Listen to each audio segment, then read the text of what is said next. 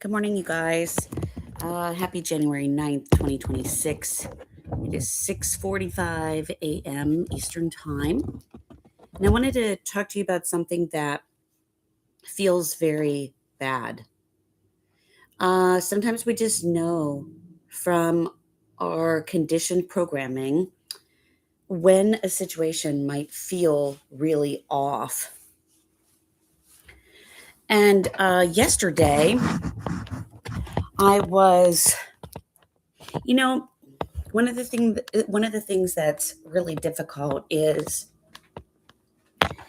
in working with other people, you can kind of see somebody's survivability, whether or not they're a target or not.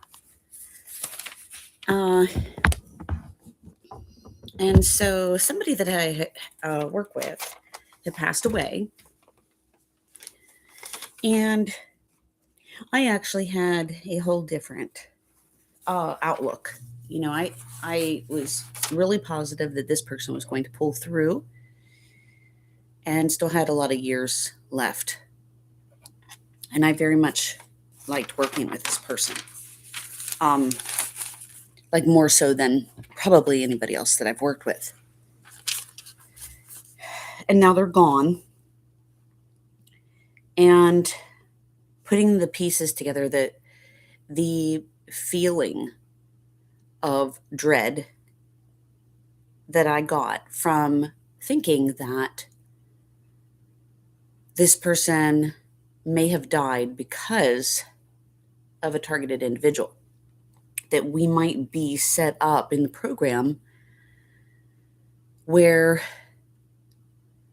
they go and harm other people because of what the targeted individual calls out. And then it's a really vicious cycle, because the targeted individual still gets the heaping piles of blame. Like, how dare you call these bad guys out on what they're doing, even though what they're doing is actually even worse than what most people can fathom. But this seems to have been a retaliatory movement. And you never know who has the opportunity to pull the plug on a person. Sometimes in my presence, when I'm in a place, I can see people on the phone, I can see people making moves in a facility. And I often wonder what's happening. And I can't help but think that this person's life was taken too prematurely. I realized that they already had a pretty serious, they had serious complications health wise, and that there may or may not have been anything that could have been done. But I can't help but have those thoughts and feelings where that being a targeted individual costs me people around me. And I'm not trying to lay the framework for guilt and shame here, because it's what the perps want. But I'll tell you how it feels that way. What helps to create that atmosphere is yesterday morning when I was leaving for work, and I was going to see, um, you know, people related to the person who just passed. I was getting into my car, and there was a woman who just snuck up and, like, just pulled her car up behind the shrubs, kind of eerily kind of crept up. And then she just kind of watched me, and then she just did a U-turn right there on the road, and she just left. So I'm like, who does that? Like, who would do that just to get the sense of what somebody's feeling? Now, this very same creepy thing happened the other night at the store. I had to stop at the store, and I was I was buying a card, um, amongst a few things for the person who, the family, for the person who had passed. And I'm at the store after work, and I pull in the parking lot, and there's a guy with his military insignia on his hat, and he's sitting in a car. And it was like, sometimes I can tell that they're waiting for me to arrive. So I get out of the car, and the second I get out of the car, he gets out of the car, and he basically jumps up on the sidewalk, like with me, like right at me, like right in my space. And I just stop, and I'm just like, "Oh, after you." So, I mean, the behavior. And then what's funny is we were leaving at the same time out of the store. So checking out at the same time.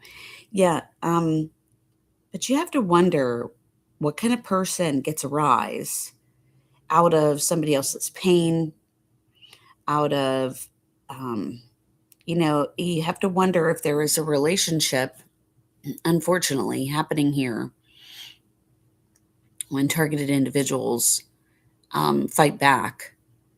It seems to be that that is the death march of things, right? You have to put the targeting into a different bubble, into a different box. It's not the same as a prison, a camp, like as in, Nazi times. It's a very different method. It's a differently orchestrated layout, if you will.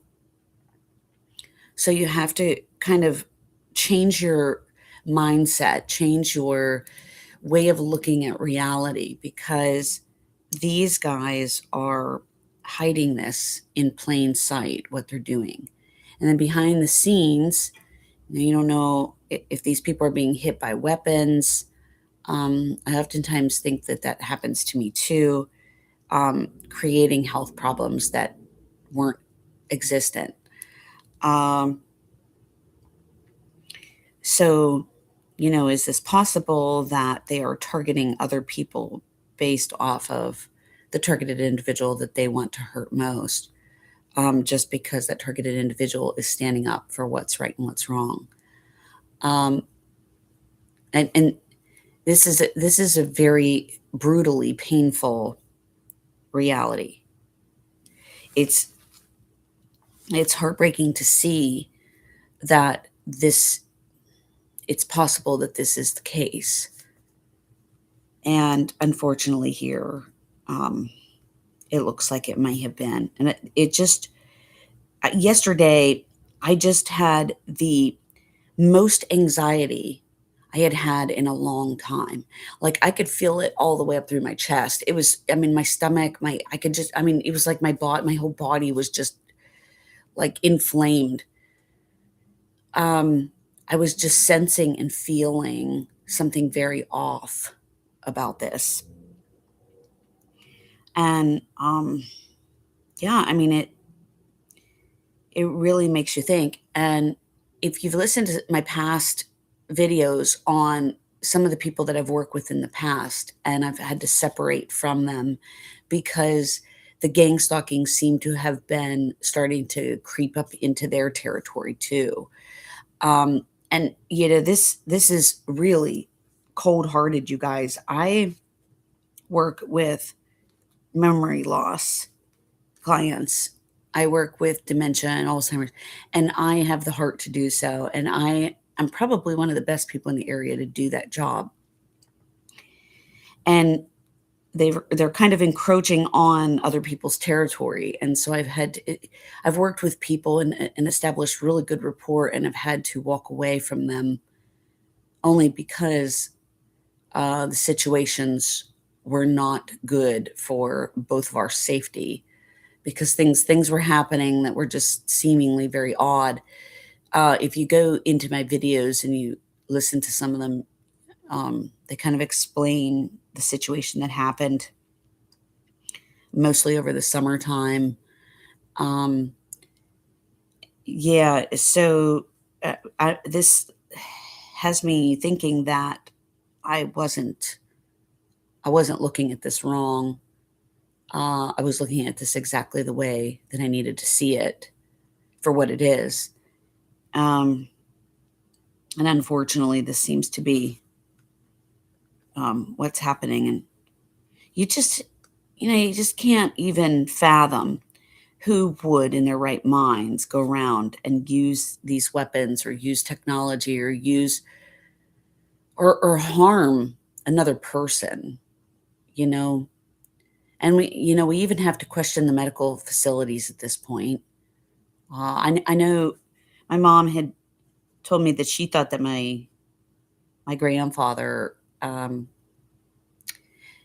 uh, was offed by his facility, and he apparently had schizophrenia, but schizophrenia is really a fake diagnosis. So it's hard to say if he had V2K, something like that. He had been in the Korean War, uh, and something wasn't right. But I would assume that it was something along that line. And I guess in order to keep him quiet, you know, and this person who had just passed, I developed a really special relationship with this person, and I I really love what I do, and it's just I'm very sad for this loss. Uh, but I guess I look at it like God needs more angels too, and we all need the help down here. So might as well take them up there and use them uh, for the better purpose. Um, yeah, it's kind of looking at relationships, guys, and looking at um, the patterns of behavior, the actions of people.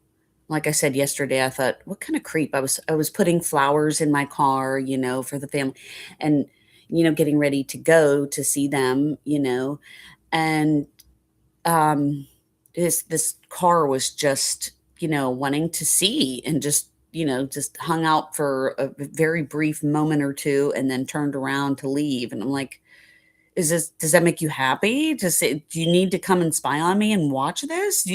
Like, what kind of weirdos do that kind of stuff? Like, I don't even think she lived in the neighborhood. She was just creeping. It's creeping. There's a song called Creepin'. I should check it out. Uh, yeah, I haven't made a video in a while. I was um, taking a little break. All right, that's it for today. Just wanted to mention that. Also, there's been a hot number. It's what, January the 9th. There's been a heavy number of police cars in the vicinity where I am traveling to and from at intersections, da da da. Just wanted to mention that. Also, that's just another observation. You guys have to be really astute out there and do your due diligence, take your notes, document. And this is the way I document my targeted abuse. All right, go out and make it a good day and stay safe out there.